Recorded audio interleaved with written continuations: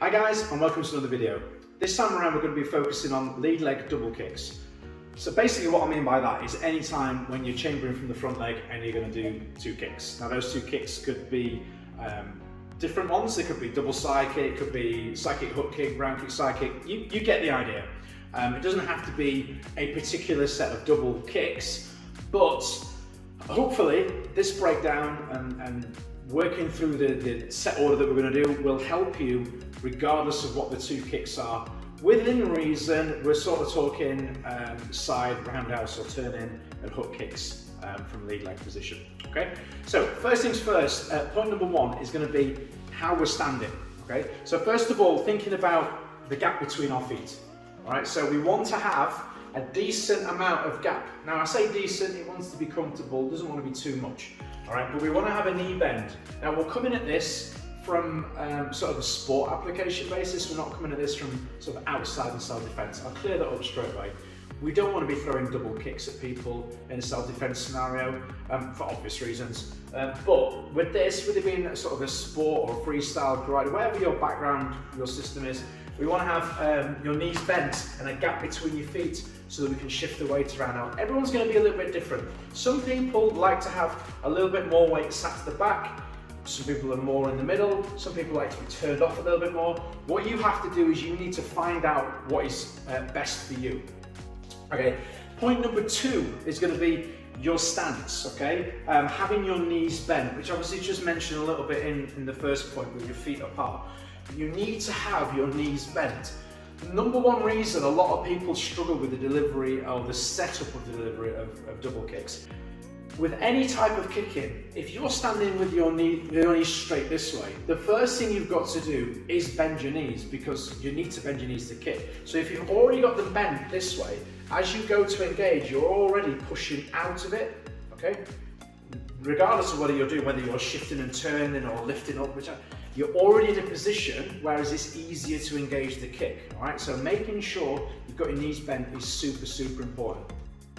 Okay, so the third thing to consider is your step up, okay? So this is maybe getting into the first area where people aren't familiar with something with regards to setup for this, okay? So I'm a really big advocate, as you know from many of my videos, on getting this back foot turned and positioning it where you need it. Now, if we're thinking about coming forwards for, say, a double side kick, what I'm going to be doing is this back foot is stepping up and turning, okay? Because that is going to be catching all the movement that's falling backwards or moving backwards, positioning backwards, should I say, not falling. And if on the, something goes wrong and you do overbalance, having that back foot turned will allow you to naturally walk out of it because you're guiding your hips and your foot positioning into a walking position. Whereas this way, keeping it here and leaning back, is putting everything through your knee and through your ankle, and it's really not a very stable position. From a biomechanical standpoint, you're not set up in a way for catching weight, whereas this way, absolutely you are. In many different ways, not just from the point of view of catching when you're overbalanced, but also structurally your leg and everything is set up to catch the weight that way much more efficiently. So as I'm stepping up for the initial chamber, I'm bringing this foot up and I'm turning it around. Now, you will have to find what is right for you, but what we don't want is not enough, and obviously what we don't want is too much. What a lot of people will do is they'll let their sort of bilateral symmetry kick in and they'll want to go into like a walking gait position. So they'll try and go like this, okay? Now with these trousers, I'm going to pretend like I put these on intentionally for this video. Just by chance, actually, no, genuinely is by chance. You see the stripe here as my hip is positioned forwards. Now as I step this back leg up here, there's a little bit of movement, but it's mainly staying to the front. If I let this back foot step over, you see how it's starting to twist away this way. And then I've got to try and gather that up and bring it back forward so my hips are turning off. We don't want to be doing that. We want to be keeping everything behind. Okay, so as we go into that initial chamber, everything's going forwards. So that's really, really important thing, thinking about that back foot and that stepping. Okay, so point number 4 is considering your chamber position and your lean back.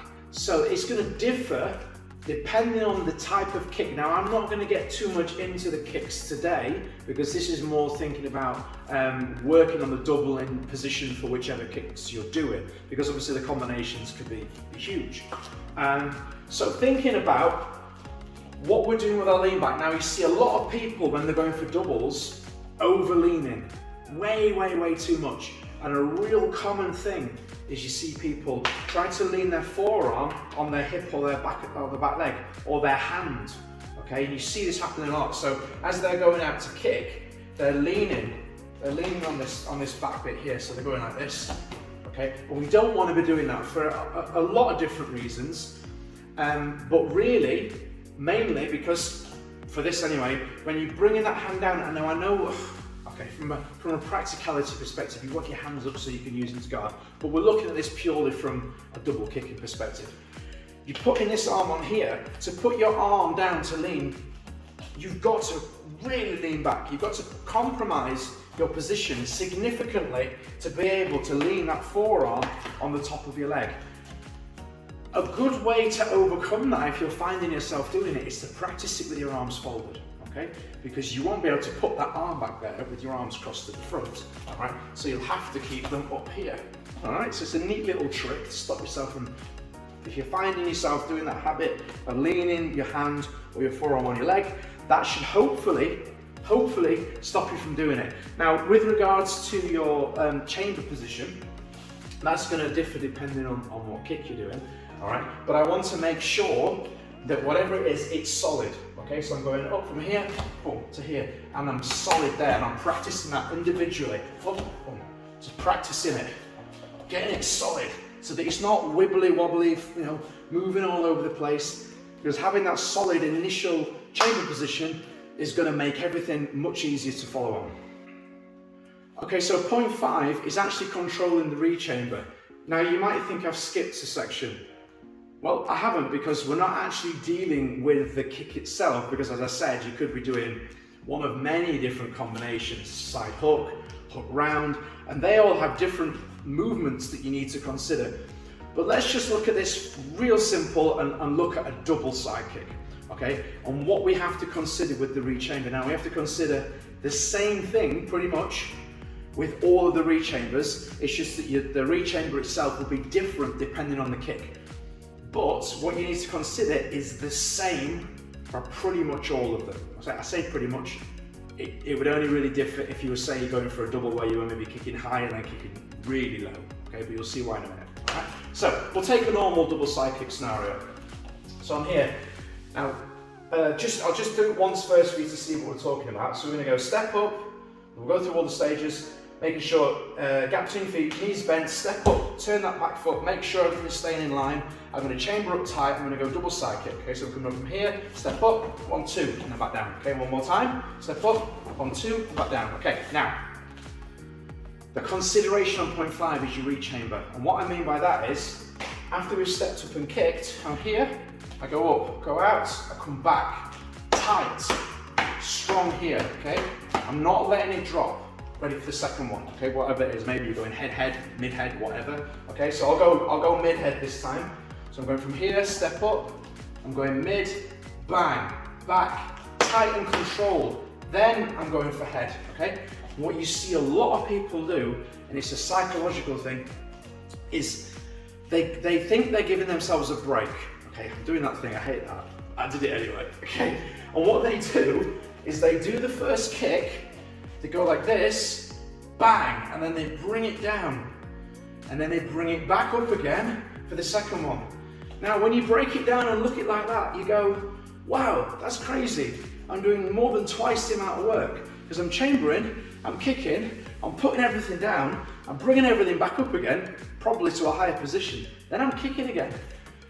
But at the time when you're doing it, it's not obvious, and you will see a lot of people doing this. It's doing all sorts to knock their balance out, because obviously they're coming up, they're kicking, and then they're dropping and lifting up, and obviously it's knocking their balance off, and they're having to work twice as hard.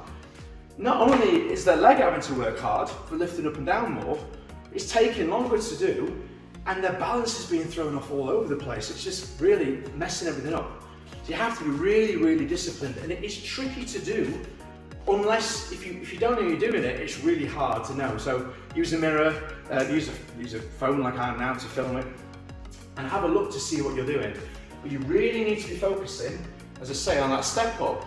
We're chambering up, we're kicking out, boom, we're coming back. We keep it tight there, so it's not bobbling up and down. I shift what I need to shift, and then I'm kicking back out.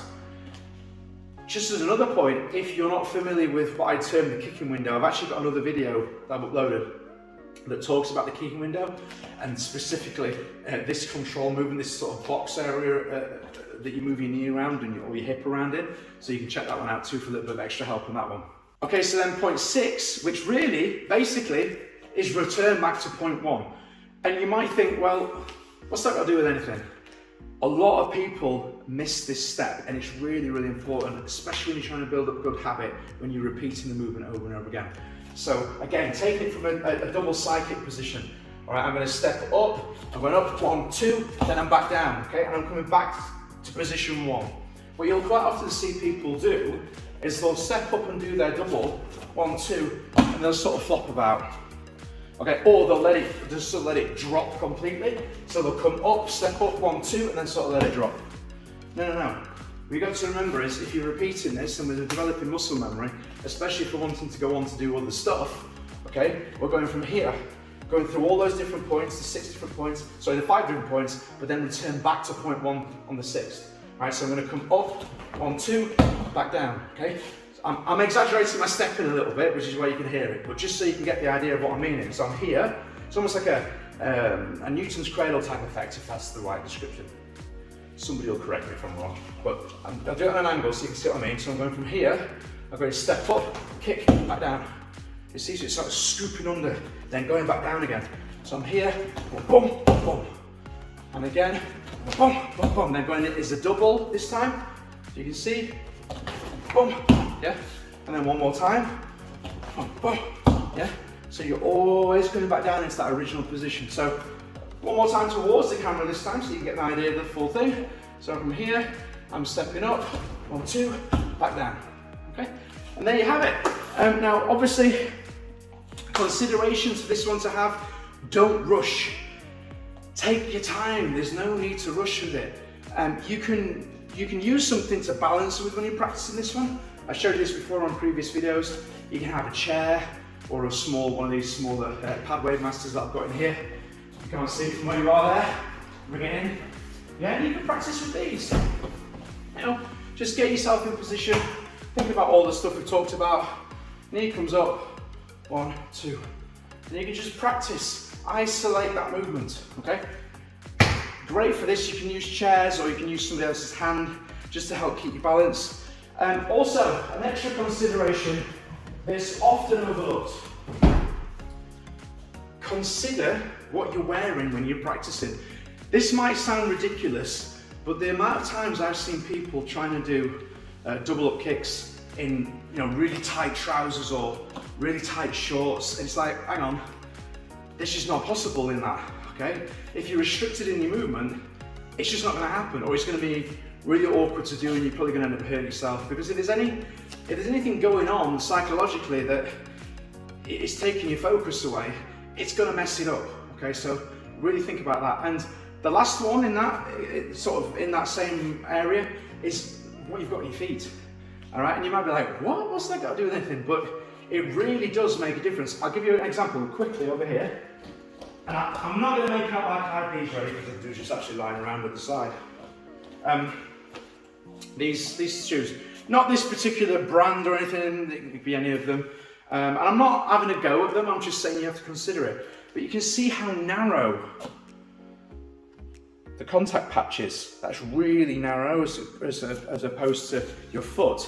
And what can often happen is you can really quite easily lose your balance when you're practicing double ups. If you're practicing with these on a rubber mat, they grip up significantly as well. So consider that. I'm not saying don't train in shoes. I'm a big advocate for training barefoot, for training in shoes, for training in trainers, for training in regular boots and stuff, because you get a good appreciation for how your kicking feels in different footwear and different clothes. But again, just going back to what I said at the start, you're not going to be double kicking somebody in Asda car park. You know, it's just not going to happen. So from the point of view of indoor training for sports training, if you're wearing shoes when you're doing it, just be really aware that it does shift your balance quite significantly. And just all I'm saying is it's a consideration. I'm saying don't do it. I'm just saying be aware of it and how it can change things.